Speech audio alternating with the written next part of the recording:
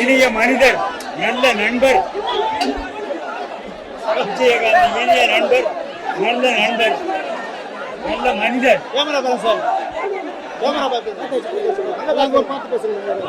விஜயகாந்த் நல்ல மனிதர், இனிய நண்பர்.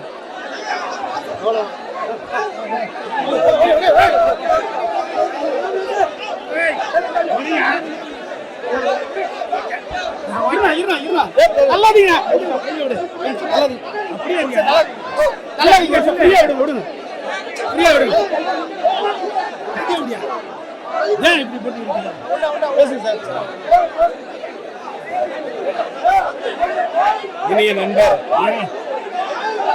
அன்பு நண்பர் கேப்டன் விஜயகாந்த் அவர்களுடைய அறிவு என் இதயத்தை ஈட்டி போல தாக்கியது.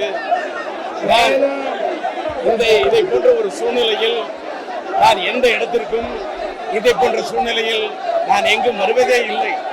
ஆனால் இன்று காலை வெளிநாட்டில் இருக்கக்கூடிய என் மகன் STR, அப்பா எப்படியாவது கேப்டன் மறைவு அவருடைய மனதை வாட்டுகிறது.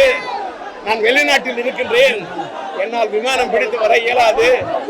உங்களுடைய சூழ்நிலை எனக்கு தெரியும், நீங்கள் சொல்வது கடினம் இருந்தாலும் எனக்காக நீங்கள் காதல் அழிவதில்லை படத்தில் தொடக்க விழாவிற்கு வந்தவர் இந்த கேப்டன். அது மட்டுமல்ல, நடிகர் சங்கத்திலே தலைவராக இருந்த போது சிலம்பரசனை தட்டி கொடுத்து வளர்த்தவர் கேப்டன் என்ற காரணத்துக்காக. அப்பா, எனக்காக நீ எப்படியாவது தேமுதிக தலைவர், ஒரு அரசியல் கட்சி தலைவர், லட்சத்திமுகவின் தலைவராக நான் இங்கே வரவில்லை. ஒரு கலைஞனாக, ஒரு நடிகனாக, ஒரு மனிதன், நல்ல மனிதன், ஒரு தலைவன், ஒரு திரை உலகத்திலே நடிகராக உதயம் எடுத்து புரட்சி கலைஞராக மாறி கேப்டன் என்ற பெயர் எடுத்து ஒரு தேமுதிக என்ற ஒரு கட்சியை உருவாக்கி தமிழ்நாட்டின் சட்டசபையில் எதிர்கட்சி தலைவராகி தனக்கென்று ஒரு தனி முத்திரையை பதித்த அவர் ஒரு தலைவன் என்பதை மீறி ஒரு நல்ல மனிதன் என்ற பெயர் எடுத்தவர். இன்றைக்கு அப்படிப்பட்ட அவருடைய ஆத்மா சாந்தி அடைய எல்லாம் வல்ல இறைவனை பிரார்த்திக்கிறேன். அவரை இழந்து வாடும் ரசிகர்களுக்கும் அவரது தொண்டர்களுக்கும் அவருடைய குடும்பத்தாருக்கும் என்னுடைய ஆறுதலை தெரிவித்துக் கொள்கிறேன். அவருடைய ஆத்மா சாந்தி அடைய எல்லாம் வல்ல இறைவனை பிரார்த்திக்கிறேன்.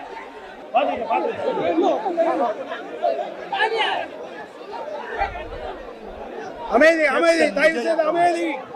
மறைந்து விட்டார் என்பது ஒரு பௌதிக உண்மை. அவர் தன் குணங்களால், தன் செயலால்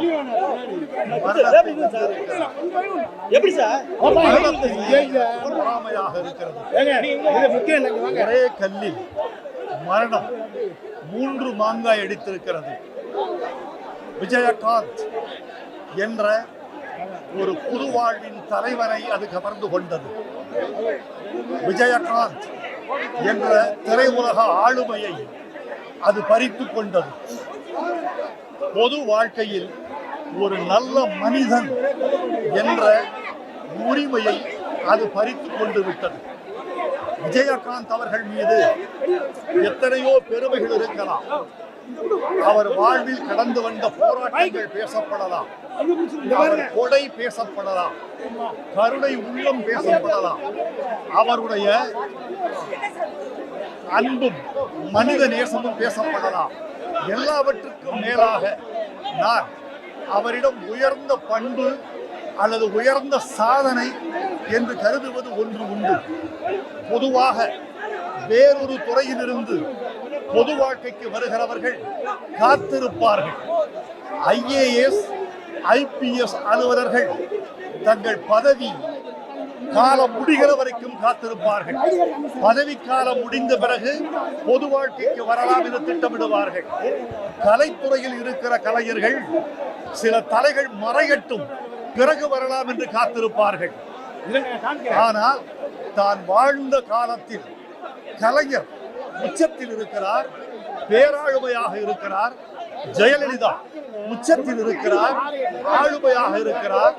கலைஞர், ஜெயலலிதா என்ற இரண்டு ஆளுமைகளும் உயிரோடு இருக்கிற காலகட்டத்தில் ஒரு பொது வாழ்க்கைக்கு வந்து அது வெற்றி பெற்ற ஒரு தலைவராக விஜயகாந்தை நாம் பார்க்கிறோம். எதிர்க்கட்சி தலைவர் என்ற உயரம் வரைக்கும் அவர் தன் வாழ்க்கையை எட்டி இருக்கிறார்.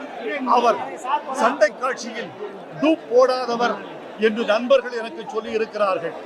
அரசியல் வாழ்க்கையிலும் அவர் டூப்பை அனுமதிக்கவில்லை என்பதுதான் அவருடைய மிகப்பெரிய குணமாக நான் கருதுகிறேன். விஜயகாந்த் அவர்கள் பன்னெடுங்காலம் நினைக்கப்படுவார். ஒரு கலைஞராகவும் நினைக்கப்படுவார், ஒரு தலைவராகவும் நினைக்கப்படுவார். கலை உலகம் கலைஞனாக நினைவு கொள்ளும், அவருடைய பொது வாழ்க்கை தலைவராக நினைவு கொள்ளும். அவரை இழந்து வாடுகிற அவருடைய குடும்பத்தாரை பார்த்தேன்.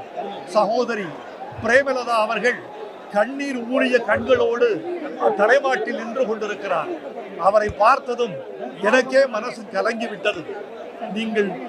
நீங்கள் துணிச்சலோடு நடவிட வேண்டும் அம்மா என்று சொல்லிவிட்டு வந்தேன். அவரை இழந்து வாடும் குடும்பத்தாருக்கு என் இரங்கல். அவரை இழந்து வாடும் கதறுகிற கட்சி தொண்டர்களுக்கு என் இரங்கல். நெடுங்காலம் நினைக்கப்படுவார் விஜயகாந்த். அவர் மறைந்து விட்டார். உடல் ரீதியாக, செயல் ரீதியாக, எண்ணங்களால் அவர் பல்லாண்டுகள் வாழ்வார் என்று நினைக்கிறேன். விஜயகாந்தின் புகழ் வாழ்க.